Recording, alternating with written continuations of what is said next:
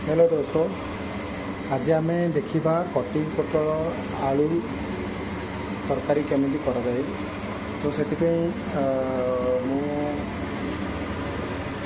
पियाज काटी दुईटा पियाज काटी अदा रसुण पेस्ट कर गोटे पियाज भी मिसई आ टमाटो ग्राइंडिंग कर सब शुखिला मसला अच्छी।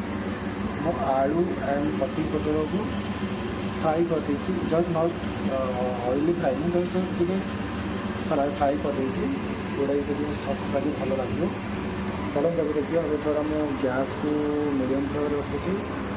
ये पकेवा आम जीरा टे पकेवा, टे आम दालचीनी पकेवा। जमी टिके जीरा टिके कलर चेंज हुए तार से आम पियाज पकेवा, जो काटिक रखुचे आम पियाज को पकेद।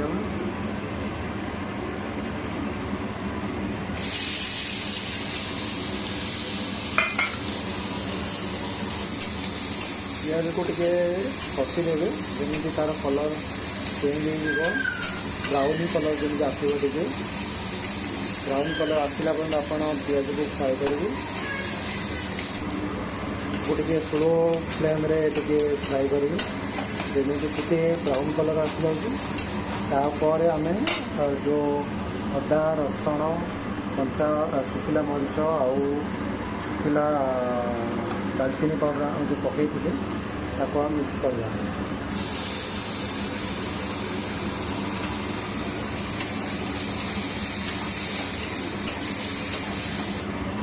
आपको 2 ରୁ 3 मिनट पर्यंत तुम टे कषे, जो गोटे तार कंचा मिछड़ा टे फ्राए हो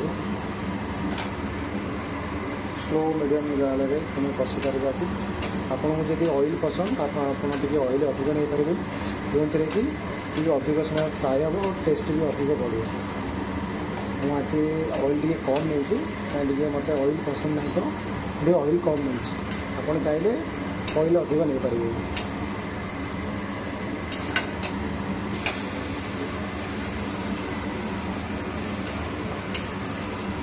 देखो टे ब्राउन कलर आसी सारा तार आपड़ ए स्लो फ्लेम करदे।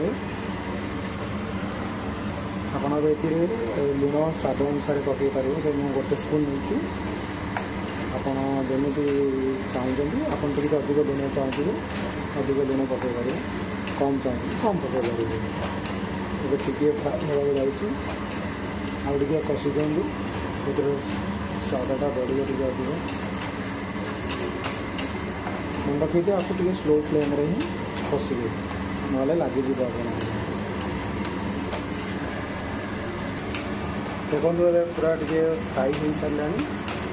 आम गोटे स्पून हल्दी पाउडर पकेवा, गोटे स्पून लंका पाउडर पकेवा। लंका पाउडर आपण ऑप्शनल, आपड़ जब राग पसंद ना आप न यूज करें। आपर आम टे गरम मसला पकेवा। मु एवरेस्ट गरम मसला को पसंद करे, एवरेस्ट गरम मसला बहुत टेस्टी लगे। बेसिकली चिकन मसाला को एवॉइड करे।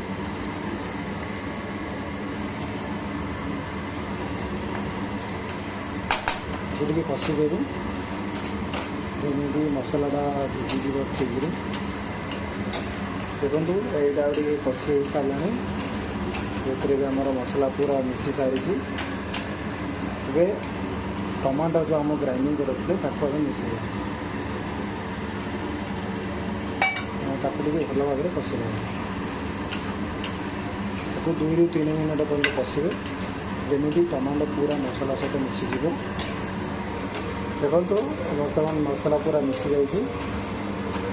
आम ए जो फ्राई कर रखीचे आम पकेवा।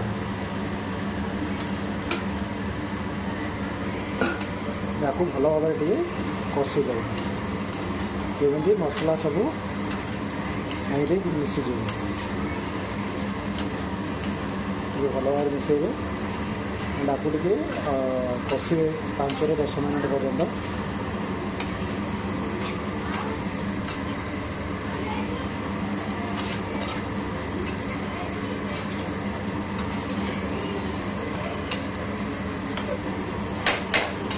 ଆପଣ ଯଦି ଆଳୁ କଟି ପୋଟଳକୁ ଛାଣି ଦେଇଥିବେ ତ ବେଶୀ ଟାଇମ୍ କଷିବା ଦରକାର ନାହିଁ। ମୁଁ ଖାଲି ଟିକେ ଜଷ୍ଟ ଅଏଲ୍ରେ ଫ୍ରାଏ କରିଛି, ମୁଁ ଛାଣିନି, ଟିକେ ମୋତେ ଟିକେ କଷିବାକୁ ପଡ଼ିବ।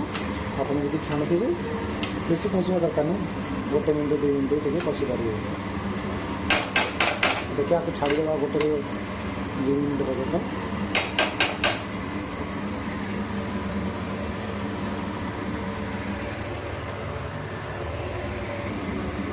ଦେଖନ୍ତୁ ଟିକେ ପୁରା ଭଲ ଭାବରେ ମିଶି ଯାଇଛି ମସଲା।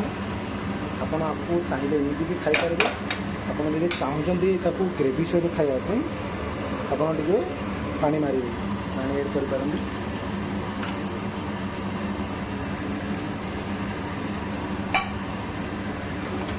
ପାଣି ଆଡ଼୍ କରିବା ପରେ ଆକୁ ଆପଣ 10ରୁ 15 ମିନିଟ୍ ପର୍ଯ୍ୟନ୍ତ ଗରମ କରିବେ ମିଡ଼ିୟମ୍ ଫ୍ଲେମ୍ରେ।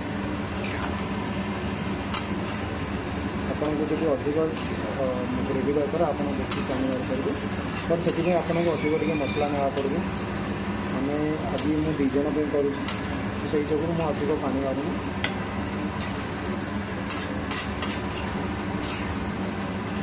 ଦେଖନ୍ତୁ ଏମିତି ଦେଖାଗଲାଣି, ଦେଖିବାକୁ ବହୁତ ସୁନ୍ଦର ଦେଖାଯାଉଛି।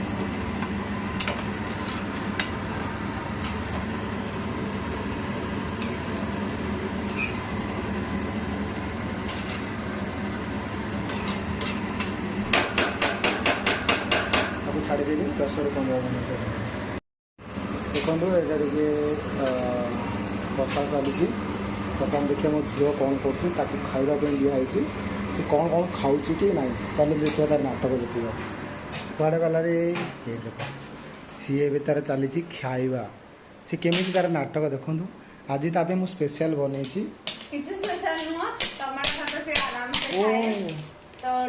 କେମିତି ଲାଗୁଛି ଖାଇବାର ଖିଚିଡ଼ି ଥାଏ, ବଟ୍ ଟମାଟୋ ଆଉ ଭାତ ଚକଟିକି ଦେଲେ ସେ ଆରାମସେ ଖୁସିରେ ଖାଏ। ଏଇଟା ତା ବାପାର ଖାଦ୍ୟ ଥିଲା ପିଲାବେଳେ, ସମସ୍ତଙ୍କର ଛୋଟବେଳ ଫେଭରେଟ୍ ଖାଦ୍ୟ ସମସ୍ତଙ୍କର। ମାମା କେମିତି ଲାଗୁଛି ଖାଇବା?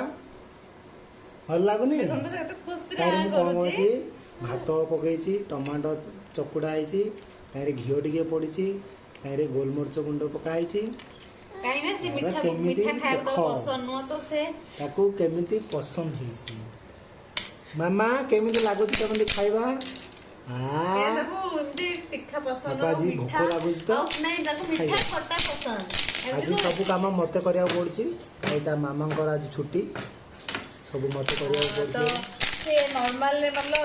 ମାମା ହାଇ ବୋलो, ହାଇ ହାଇ ବହୁତ ଫେଭରେଟ୍, ବହୁତ ଭଲ ବହୁ ଆପଣ ଚାହିଁଲେ हेलो बोलो, हेलो बोलो, हेलो हेलो हेलो हाय हाय।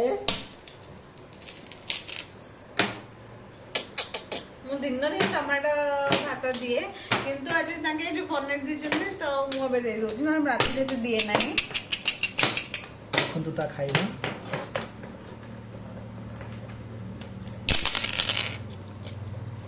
ଦେଖନ୍ତୁ ତାର ଟିକେ ବି ଧୀରେ ଧୀରେ ନଖରା ଷ୍ଟାର୍ଟ ହେଇଗଲାଣି। ସେ ମାତ୍ର 2-3 ସ୍ପୁନ୍ ଠିକ୍ ସେ ଖାଉଛି, ତାପରେ ତାର ନାଟକ ଷ୍ଟାର୍ଟ ହେଇଯିବ, କାନ୍ଦିବା ନାଟକ ଷ୍ଟାର୍ଟ ହେଇଯିବ। ତାର ରିଆକ୍ସନ୍ ଦେଖନ୍ତୁ କେମିତି ହେଉଛି, ଯେ ମସ୍ତି ବହୁତ କରୁଛି। ମାମା where is the doggy? Where is the doggy? Doggy sound, doggy कैसे साउंड? डॉगी कैसे करती है?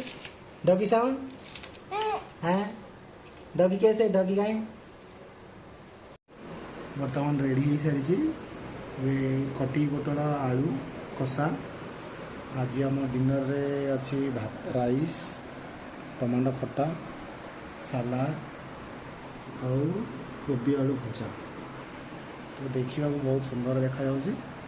चलते अभी देखा खाइला बारे केमिति टेस्ट लगुच।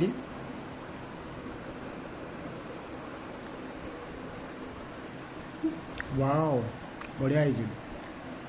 चलते आपन भी खाई नियंतु।